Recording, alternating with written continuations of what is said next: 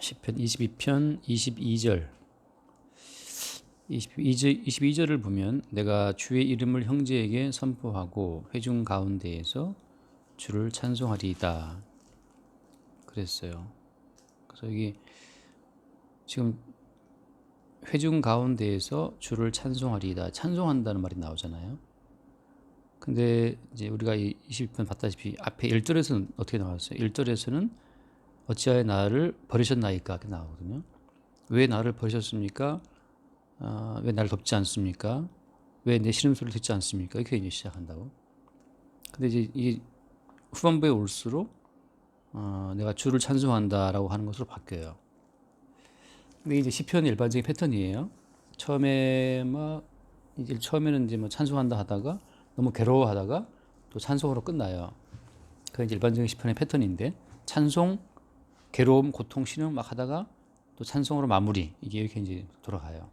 근데 그 처음에 찬송이 고통으로 바뀌고 고통이 찬송으로 바뀌는 그 과정에서 어떤 일이 벌어지는 거죠. 어떤 사건으로 말미암아 이 사람이 처음 찬송이 고통으로 바뀌었고 고통이 또 찬송으로 바뀌는가, 그런 부분을 이제 시편이 좀 말을 해주고 있죠.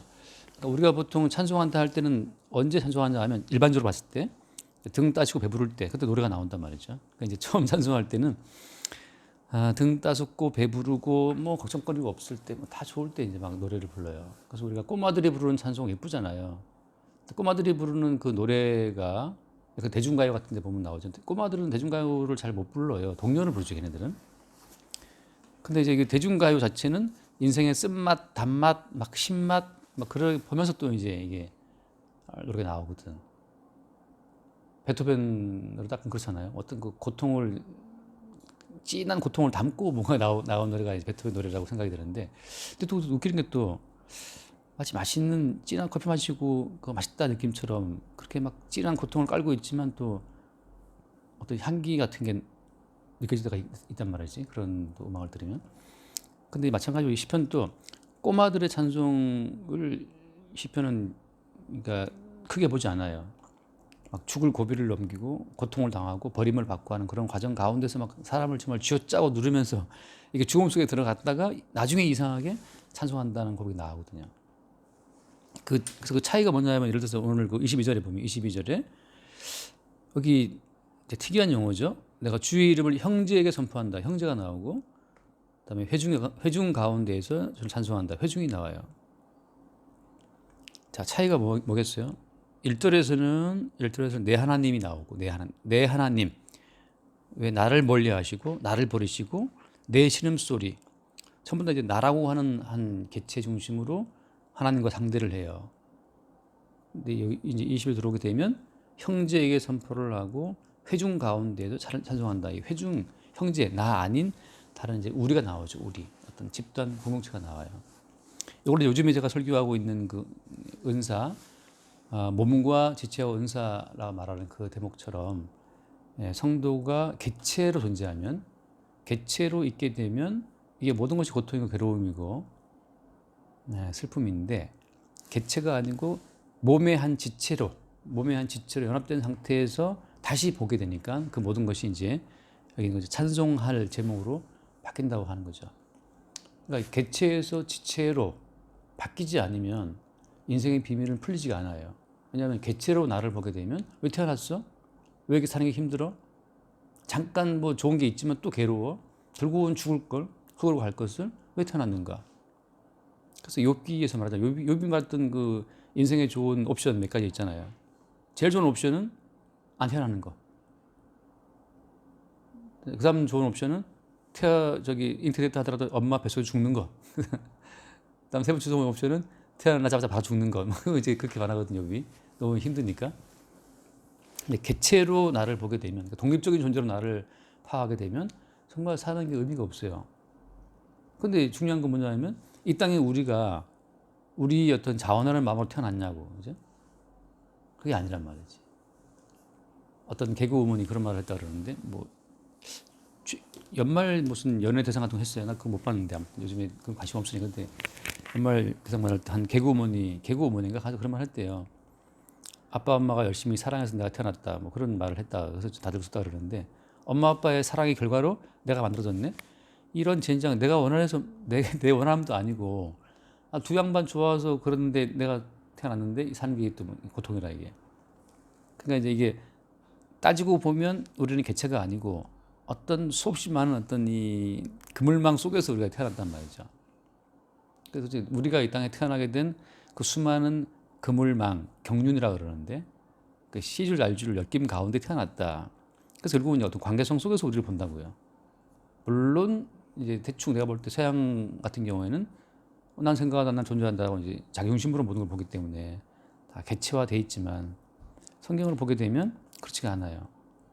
그래서 이제 나로 있을 때는 너무너무 괴로웠던 삶 자체가 회중이라고 하는 거, 우리라고 하는 또 형제라고 하는 그 집단 속에서 나를 보게 되니까 찬송이 나오는 거죠. 자, 이런 패턴은 반복돼요. 누가 지금 떠오르는 사람이 있어요? 이런 패턴이? 예를 들어서 요셉이라는 사람이 팔려가잖아요. 애굽으로. 팔려가는 순간 걔는 개체죠. 그죠? 너무 괴로워하잖아요. 형들이 나를 배신했고 나를 사랑해주는 아빠한테 내가 지금 떠나서 지금 멀리 타국에서 조사를 하고 있으니까 너무 힘들어하는데 그래서 그 뒤에 볼 거지만 시편 105편에 보면 시편 105편에 보면은 요셉이 막 고통스러워하는 게 나오는데 105인가 104인가 네, 105편에 105편 17절을 보면 17절 그가 한 사람을 앞서 보내셨으며 요셉이 종으로 팔렸도다. 그의 발은 착고를 차고 그의 몸은 쇠사슬에 매었으니 곧 여호와의 말씀이 응할 때까지라. 그의 말씀이 그를 단련하였도다라고 하잖아요. 그러니까 착고를 발에 차고 쇠사슬에 매인 채로 너무 고통스러운 어떤 세월을 사는 거지.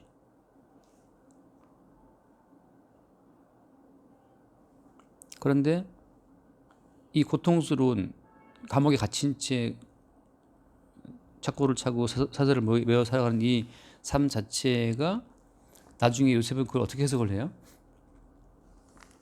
요셉이 이러한 형들에 의한 배신과 착고 사슬에 매여서 감옥살이 하는 그 모든 고통 자체를 어떻게 해석을 합니까?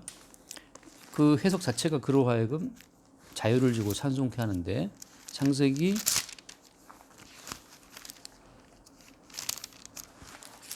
42장인가?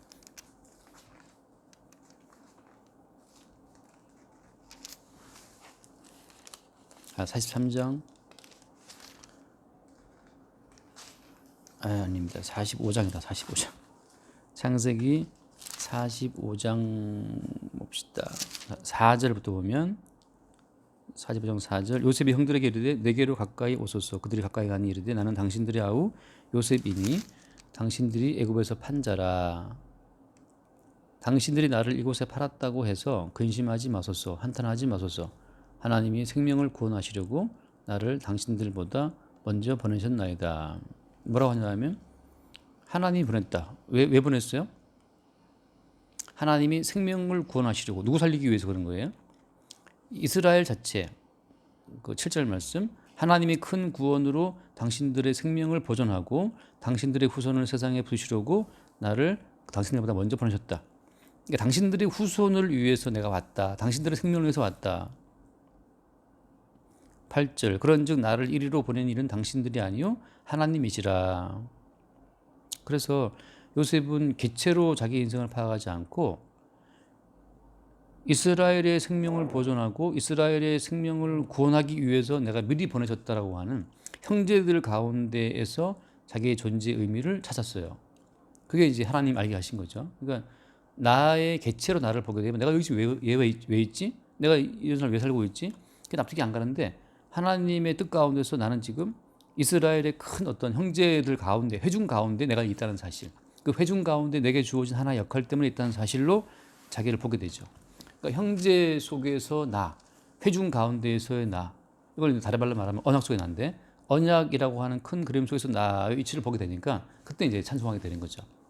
근데 그거를 떼고 독자적인 내 인생으로 나를 보게 되면 인생의 고통과 괴로움 자체를 이해할 수가 없고 납득할 수가 없어요. 결국은 이제 그래서 이게 요셉의 인생이 다 어디로 이어집니까? 요셉의 인생이 예수 그리스도의 인생으로 이어지게 되는 건데 똑같죠. 다윗도 왜 고통당하느냐? 다 마찬가지예요. 언약 속에서 그러니까 예수님의 고통이라고 하는 것은 우리의 죄를 감당한 거잖아요. 그게 다시 한번 이사야를 보면 이사야 53장 4절 53장 4절에 자, 그는 실로 우리의 질고를 지고 우리의 슬픔을 당하였거늘 우리는 생각하기를 그는 징벌을 받아 하나님께 맞으며 고난을 당한다 하였노라.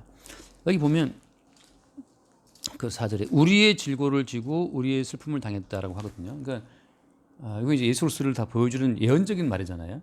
예언이라고 하는 것은 어쨌든 간에 예언의 모든 주제는 다 예수님이에요. 그러니까 모든 만물, 모든 관계가 다 예수 그리스도를 증거하기 위한 것으로 움직인다는 것이 이제 예언의 큰 어떤 그물망이에요. 그러니까 우리 은사가 오늘 어제 보니까 이 퍼즐 500조각 다 맞춰놨더라고 또. 500조각 퍼즐 하나를 떼면 이건 의미 없는 이거 어디 써먹는 건지 의미 없지만 그 500조각 가운데 그 위치에 딱 맞게 되면 아 이게 여기 있었구나가 드러나는 것처럼 그러니까 우리는 이 언약이라고 하는 큰 그림 예수 그리스도를 나타내고 증거하는 그 언약의 큰 그림 속에 한 부분으로 우리 인생에 있다는 사실을 알게 되면 언약 속에도 자유를 얻지만 떨어져 나와 있으면 스스로는 우리 스스로의 의미를 알 수가 없어요. 물론 이제 마귀는 거기서 무슨 말을 해요? 마귀는 독자적으로 네 자체가 의미가 있다고 말을 하죠. 하나님처럼. 그게 이제 마귀의 미혹이죠. 인간 자체가 그러니까 창조되는 그 시점 자체가 언약 속의 한 부분으로 쳐졌는데 마귀는 네 스스로 뛰어나와서 너의 세계를 구성하라는 거거든. 네가 주체가 되어서 네 세계를 구성하고 살아가라 이건데 우리가 신이 아니기 때문에 불가능하단 말이죠. 그래서 여기서 이 말씀처럼 우리의 질고를 지고 우리의 슬픔을 당했다는 말씀, 그 다음에 5절 말씀 보면 우리의 허물 때문이다, 우리의 죄악 때문이다, 그 다음에 우리가 평화를 누린다, 우리가 남 얻었다, 이런 모든 그와 우리와의 이 뭐랄까요, 그와 우리와의 이 연관성, 그와 우리가 어떻게 우리의 질고가 그에게로 넘어가는 거죠? 또 어떻게 그의 채찍 맞음이 우리의 나음이 되는 거지? 그와 우리와의 이 연관성은 어떻게 해서만 해석이 돼요? 이게 몸이에요, 몸. 몸이라고 하는 관점. 우리는 그 몸의 지체라고 하는 거죠. 그래서 그 몸의 지체로 연합된 사람에게만 비로소 개체로서의 내가 아니고 그의 몸의 일부로서 자기를 본다는 거죠. 그럴 때 이제 십자가에 고난당하신 그분의 고난이 나의 죄를 위험했다는 그 사실을 그때 알게 되는 거예요. 이 사실이 납득이 안 된다 혹은 이 사실이 수용이 안 되면 개체로 인생을 살기 때문에 인생이 그렇게 불안하거나 힘들 수밖에 없죠. 원래 하나님이 창조하신 창조의 경륜 가운데 붙어있지 못하니까. 그러니까 지금 요셉 예를 들었지만 다윗이 이 초반부에서 왜 나를 버리십니까? 라고 막 이야기를 하다가 이제 20일 들어와서 여기서 형제에게 선포하고 회중 가운데 찬송한다 말을 바뀐 것 자체는 이제 회중 가운데에서 언약 가운데에서 버림받는 나의 어떤 위치를 보게 된 거죠. 이게 이제 예수님의 기도를 말하면 어떻게 되는 거예요? 예수님 기도를 말하면 처음에 예수님 기도는 왜 나를 버리십니까? 하지만 그 끝부분의 기도는 어떤 기도였어요? 그때 기도는 그러나 나의 원대로 마옵시고 아버지의 원대로 되기로 한다 하고 이제 예수님 기도가 마무리되거든요.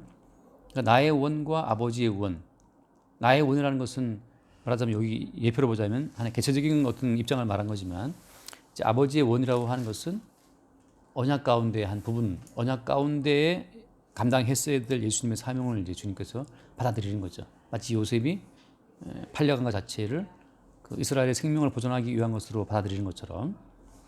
그래서 그 형제가 나오고 회중이 나오고 찬송이 나온단 말이죠. 그렇게 해서 이제 찬송이 나왔는데 그 하나 더 중요한 게 뭐냐면 거기 뭐가 나오냐면 22절에 내가 뭘 선포한다 그랬어요? 형제에게 뭘 선포한다? 주의 이름을 선포한다. 자, 주의 이름이라고 하는 것이 되게 중요해요. 이름이라는 것이. 뭐 최수정이라는 이름은 뭐 아버지, 엄마, 아빠가 지어준 거지만, 그러니까 모든 이름은 존재가 있고 존재에 부여하는 거잖아요. 근데 주의 이름이라고 말을 할 때는 도대체 사람들이 주의 존재를 확인할 수가 없어요. 어디 뭐 주님이 보여야 말이지. 붙잡을 수 있어야 말이지. 근데 주의 이름을 말한다라고 하는 거죠. 그래서 사실 엄밀히 말하면 그 출애굽기에 하잖아요. 모세가 처음 하나님 만났을 때 모세가 뭘 물어봅니까? 이름이 뭐냐고 물어봐요. 이름이 뭐냐고. 거기 뭐라고 정확하게 뭐라. 출애굽기 3장을 보면은 출애굽기 3장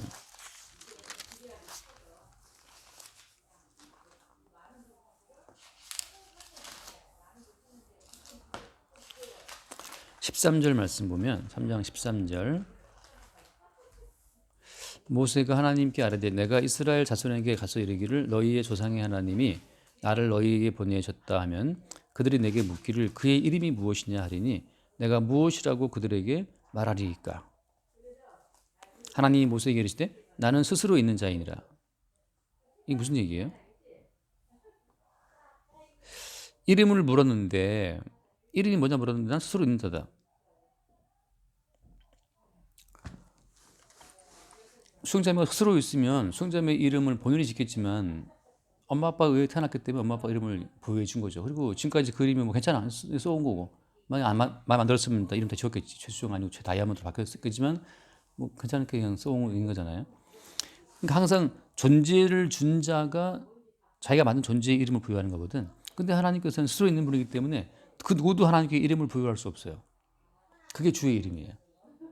스스로 계신 분의 이름이 주의 이름이거든. 근데 다시 말하면 그 주의 이름이 어떻게 그의 주의 이름이 모든 존재를 만들고 모든 존재에게 이름을 부여한 자라는 거지. 그러니까 이름을 부여한 자는 이름이 없어요. 우리 모든 다 이름을 부여받은 거고. 그래서 자 주의 이름을 아까 시편 20편에서 한 말이 주의 이름을 형제에게 선포했다는 말은 무슨 말이겠어요?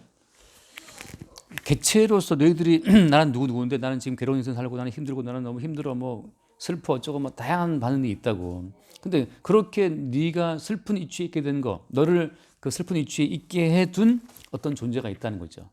너에게 이름을 부여해주고 그 존재에 걸맞은 이름이죠, 그죠? 존재에 걸맞은 이름을 부여해주고 그 존재에 맞게 인생을 살게 해주신 어떤 분이 있다는 거지.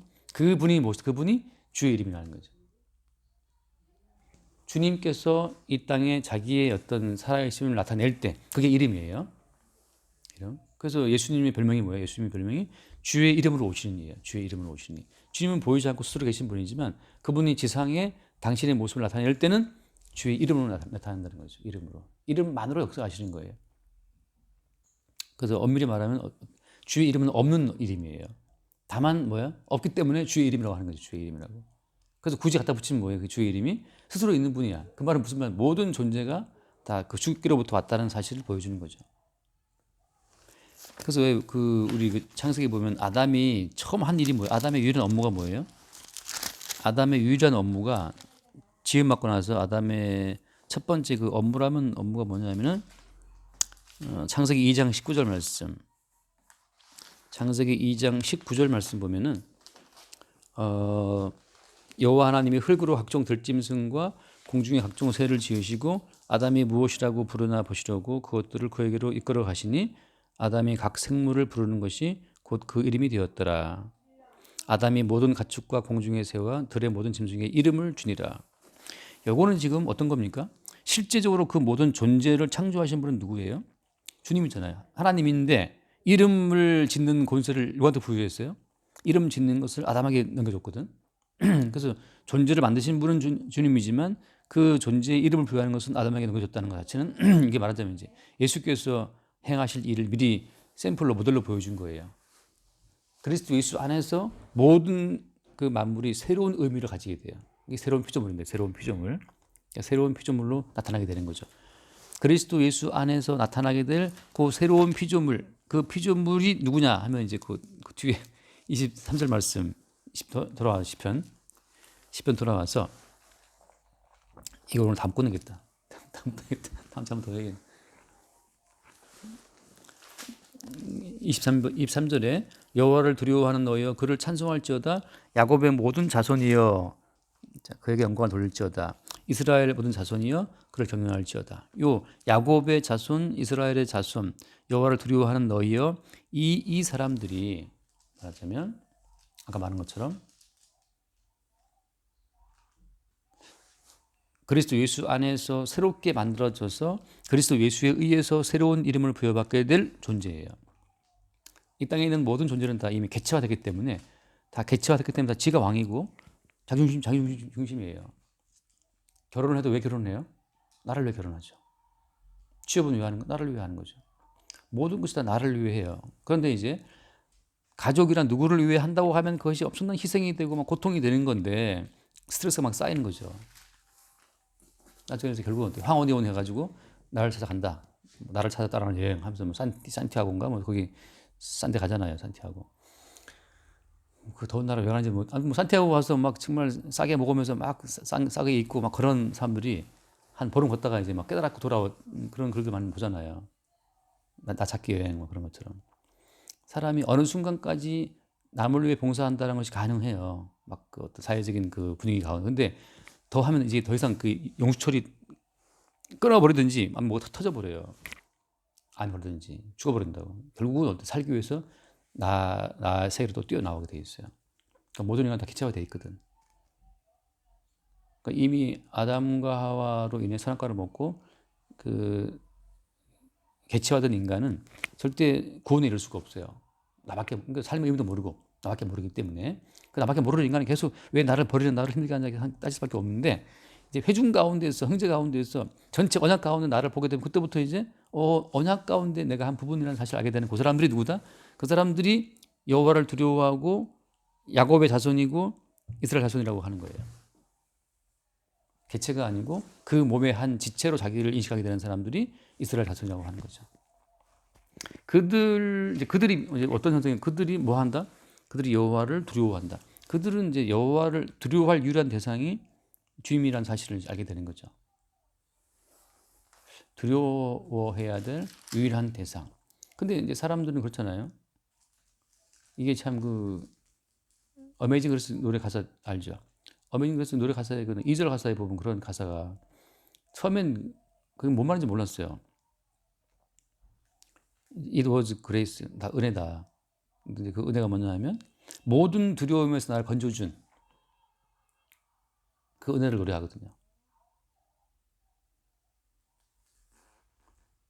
Relieved, 뭐죠? All fears인가 아무튼 모든 두려움에서 내가 건져받았다. 그걸 노래하는데 그 다음 단락에 무슨 가사가 나오냐 하면은 내가 배웠다는 거예요. 뭘 배웠냐 하면 참된 두려움을 내가 배웠다는 식으로 나와요. 모든 두려움을 내가 건져받았는데 그 다음에는 또 내가 정말 두려워할 것이 무엇인지 알았다고 나오거든. 그래서 그 fear가 반복되는데 처음에 무슨 말인가 싶은데 모든 두려움에서 내가 건진받았는데 또 이제 어떤 두려움을 내가 배웠다고 나온단 말이죠.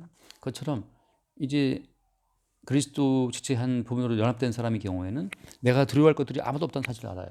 죄와 사망도 그다음에 어떤 다른 사람 버림받는 것도 두려워할 것이 아무도 없다는 거지.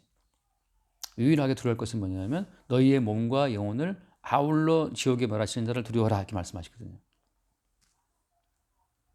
그죠? 마태복음에서 기억나죠? 그 사람들은 너희 몸밖에 못 죽인다 말이죠. 직장에 잘라 월급 안 줘.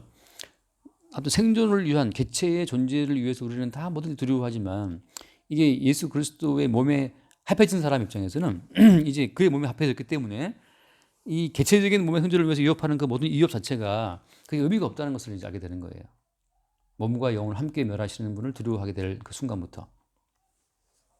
그런 이스라엘은 그런 야곱이라고 하는 것은 이게 아까 말한 것처럼 그리스도 예수 안에서 새롭게 지어진 피조물 어떤 거이고 그리스도 예수와 한 몸 된 그의 연합된 지체들에게만 나오는 고백이고 그런 자를 두고 하는 이야기예요.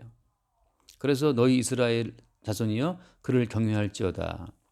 결국 이제 비로소 경외에 대한 참된 그 자리에 온 겁니다. 자, 보통 우리는 왜 경외해요? 내 밥줄 끊을까봐. 회장님 오면 왜 머리를 숙입니까? 내 밥줄 끊어질까봐. 왜 고객이 잘 보이는 고객이 왜 왕으로 모시는 거예요?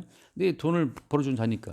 그러니까 우리의 모든 경외 두려움이라고 하는 것은 개체의 생존이 위협될 때 우리 두려워하거든. 앞에 1절에서 이 사람이 왜 버리시냐고 막 이 다윗이 고통하잖아요. 왜 그러는 거예요? 내가 죽을까 싶어서 하는 거잖아요. 내가 죽고 이런 사회에서 내가 이런 도태될까 싶기도 하고 여러 가지 두려움 때문에 막 괴로워한다고. 그래서 우리가 아까 말한 것처럼 우리 개체의 어떤 두려움을 이기기 위해서 우리가 이제 신을 만들어내요. 신을 사실은. 모든 종교라는 것은 개체적인 인간들이 만들어낸 하나의 허구적 존재거든. 개체의 안전을 보존하기 위해서. 그래서 아이들한테는 영웅이 아이돌 그 우상 가수들이 왜냐하면 너무 현실이 고통스러운데 아이돌 노래를 들으면 용기 난다니까요. 그러니까 난 이해가 안 가는 게 BTS 그 미국 그 인터뷰할 때 미국의 그 뭐 엄마랑 딸이랑 이제 그 BTS 공연을 보러 텐트 치고 있는데 그 기자가 물어봤죠. 왜 이거 BTS 뭔데 입하냐? 그 엄마 하는 말이 인생이 정말 아무 의미가 없었는데 BTS 노래를 듣고 의미가 찾았다는 거지. 뭐 그런 식의 얘기를 막 해요. 그래서 뭔 의미 뭔 말인지 난또 그게 이해할 수 있어. 이해할 수 있지만 과연 그렇단 말인가. 그래서 아이돌이에요. 10대 아이들이 노래를 왜 좋아하냐. 어떻게 살아야 될지는 몰라. 선생님은 공부만 하라 그러지. 아빠는 공부만 하라 그러지. 그런데 유일하게 그 가수 노래를 들으면은 뭔가 그 나름대로 자기를 사랑해 주는 것 같고 그 어떤 의미가 발견되거든. 그래서 그들이 우상을 만들고 경배하는 거죠. 그러니까 모든 종교 자체가 사실은 다 10대 아이들의 아이돌 숭배하는 거와 똑같아요. 모든 종교가 다. 결국 인간 개체를 보장해주고 개체를 위로해주는 점에서 다 종교가 있는 거지. 그리고 개체의 어떤 안전이 흔들릴 때 우리는 두려워한다고. 근데 성경에서 말한 경외는 뭐냐? 이미 그리스도 예수의 몸에 연합되어 있는 그 과정에서 다시 모든 걸 새롭게 보는 거예요. 그러니까 독자적으로 내 의미를 찾는 것은 불가능해요. 결국은 뭐냐? 자기 자신의 존재성을 키워나가.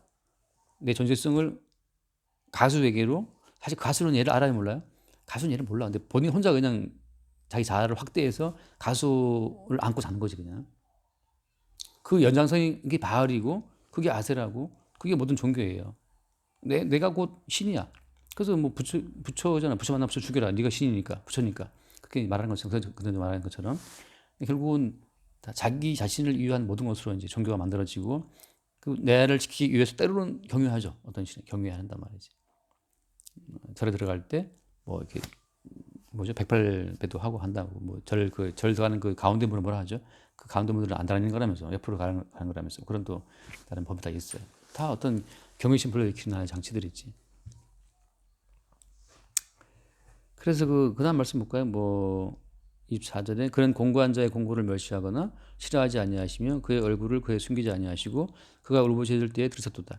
이게 지금 우리의 개체적인 공고함, 개체적인 뭐 그런 것에 매몰되어 있다가 주님께서 어떤 식으로 다시 우리에게 자기를 드러내시는 겁니까? 너는 개체가 아니고 네가 네 인생을 책임을 지고 네가 네 인생을 지켜나가야 될 그런 개체가 아니고 너는 그리스도 예수의 몸의 한 지체라고 하는 부분으로 계속 다가오시는 거죠. 그게 그 얼굴을 숨기지 않는 거예요. 얼굴을 숨기지 않는 거나 아까 말한 것처럼 주의 이름을 선포하는 거랑 같은 맥락입니다. 실제 주님이 얼굴을 들이미시는 게 아니고 하나님은 보이지 않지만 그분이 이 땅에 올 때 어떻게 왔어요? 육신을 입고 왔잖아요. 그죠? 육신을 입고 오신 예수 그리스도 그분이 하나님의 유일하신 자기 자신의 자기 자신의 현시인데 다시 말하면 그 예수를 뭐라고 표현하냐면 주의 이름으로 오시는 이라고 표현하거든요. 그래서 여기서 말하는 권고함과 이 자체를 들으신다고 말할 때에는 우리의 최종이라고 하는 인간 한 개체 21세기 대한민국에 태어나서 뭐 어쩌고저쩌고 하는 그런 한 개인으로 우리를 보게 하시는 것이 아니고 언약 가운데 그리스도 예수의 지체의 한 부분으로 우리를 보게 하신다는 거죠. 이게 주께서 우리를 들으신다는 의미예요. 지금 똑같아요. 지금 다윗도 앞에서 왜 나를 멀리하시고 어떻게 막 이렇게 하고 있다가 찬송하는 그 이유는 어떤 과정에서 어떤 그 전환이 있었다고요? 개체로서의 나에서 지체로서의 자기 자신으로 바뀌어지는 그 과정 속에서 드디어 이제 자기 버림받았다는 것이 버림받은 것이 아니고 사실은 이스라엘 전체를 위한 하나 역할했다는 그 사실을 요셉처럼 깨달아 하는 거죠. 그러니까 성도의 자화선이라고 하는 것은 개체가 아니고 그리스도 예수의 몸에 지지한 부분으로 자기를 파악하는 거예요. 그래서 25절 큰 회중 가운데에서 나의 찬송은 주께로부터 온 것이니 주를 경외하는 자 앞에 나의 손을 갚으리다. 큰 회중 가운데서 자기의 찬송이라고 하는 거예요. 예전에는 독자적인 나의 노래였지만 지금은 회중 가운데서 나의 찬송이라는 것은 그의 몸, 언약 가운데 내 위치를 보고 나오는 찬송이에요. 언약 가운데 내 위치를 볼 때 나오는 찬송. 그래서 26절 겸손한 자는 먹고 배부를 것이다. 겸손이라는 것은 그래서 언약 속에 내 위치를 보는 게 겸손이지 나는 겸손하다 그 겸손한 게 아니에요. 그래서 뺨만 때리면 다 올라옵니다. 그냥 무시하면 바로 튀어 올라와요. 예전에 그 유명한 얘기가 있었는데 아무튼 다음 주 한 번 더 할까? 22편에서 지금 몇 주라고. 예전에 그 어떤 대학 총장하고 총장 부인 뭐 그런 행사가 있었는데 그 단상 위에 그분의 부인을 앉히느냐 앉히지 않느냐 때문에 한 달을 무슨 그 진행위원회에서 한 달 동안 그 논쟁을 하고 싸웠대요. 한 달에 2달인가 아무튼. 우리가 들을 때는 뭔데? 뭐 그런 생각할 수 있잖아요. 겸손이라고 하는 것은 전체 언약 속에서 나의 위치를 보는 게 겸손이지. 그만 말해. 그럼 그 언약 속에 우리 위치는 어떤 위치예요? 언약 속에서 우리의 위치는 쉽게 말하면 죄인이에요. 그래서 죄인이 죄인답게 되고 살면 되는 거예요. 죄인이니까 무시받아야지. 죄인이니까 욕을 먹어야지. 죄인이니까 독방에서 수감돼 있어야지. 근데 우리는 나를 무시한다고 화가 나고 날 알아주지 않는다고 괴롭잖아요. 혼자 산다고 또 뭐 왠지 외롭고 말이죠. 나도 맨날 고독하고 고독이 이거 난 외로움 같아. 외로움 같아. 고독은 즐길 수 있어야 되는데 외로움은 그냥 괴로운 거잖아요. 외로움은 그냥 괴로움이라고. 그러니까 아니 죄인이 무슨 저 독방도 감수를 해야지 말하자면 그게 이제 겸손인 거예요. 언약 속에서 우리의 위치. 그런데 죄인에게 누가 웃어주고 누가 말 걸어주고 죄인이 왠지 독방도 안 있고 같이 누가 같이 있어. 그럼 그 자체가 사실은 모든 게 은혜인데 그게 겸손이에요. 언약 속에서 우리 위치라고 하는 거. 그래서 여호와를 찾는 자는 그를 찬송할 것이라 너희 마음은 영원히 살지어다. 이것도 참 재밌는 표현이죠. 너희 마음은 영원히 살지어다. 이게 뭔 뜻이에요? 마음이 영원히 산다는 게 우리의 마음은 정말 아침중으로 바뀌잖아요. 조석으로 바뀐다 우리 마음은. 근데 여기서 마음이 영원하다는 것은 무슨 뜻이냐? 아까 말한 것처럼 경륜이라는 언약이라고 하는 큰 그림 속에서의 우리의 위치를 보게 되는 그 마음을 말하거든요. 잠깐 겸손한 게 문제가 아니에요. 언약 속에서 우리의 위치를 보지 않으면 우리는 계속 흔들려요. 나는 뭔가. 그리고 나중에 난 자살하는 사람도 이해가 돼요. 왜냐하면 개체로 떨어져 나가면 더 살아봐도 볼 의미 없어요. 사실은 더 살아본들 뭐 다를 게 뭐 있어. 내 안에 갇힌 인간은 의미가 없기 때문에 자살도 하고 그러는 거예요. 면밀히 날 봤을 때. 근데 이제 언약 속에서 우리의 위치를 보게 되니까 거기서 이제 그 언약 속에서 우리의 위치를 보고 겸손하게 되는 그 마음. 그리고 그는 어때요? 그는 먹고 배부를 것이다. 언약 속 나를 보게 되면 그 현재 내 모든 삶 자체가 어떤 완전한 은총 속에 있다는 사실을 보게 되죠. 그런 마음을 두고 말하는 거죠. 이거 다음 주에 한 번 더 주르륵 한번 요약하고 끝냅시다. 여기까지 합시다. 손님이 기도하고 가서 말씀하실게요. 주님 감사합니다. 오늘도 말씀을 드릴 수 있는 시간과 마음을 허락해 주시며 감사드립니다.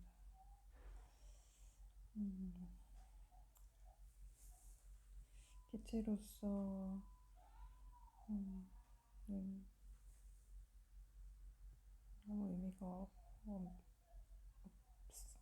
우리의 그런 존재 자체를 오직 그리스도 안에 지체로서 연합되어 있는 그 성도로서 존재하는 의미로 우리가 살아가고 있음을 항상 깨달을 수 있는 은혜를 베풀어 주시옵소서. 이 모든 말씀을 예수 이름으로 기도드립니다. 아멘. 주님 감사합니다.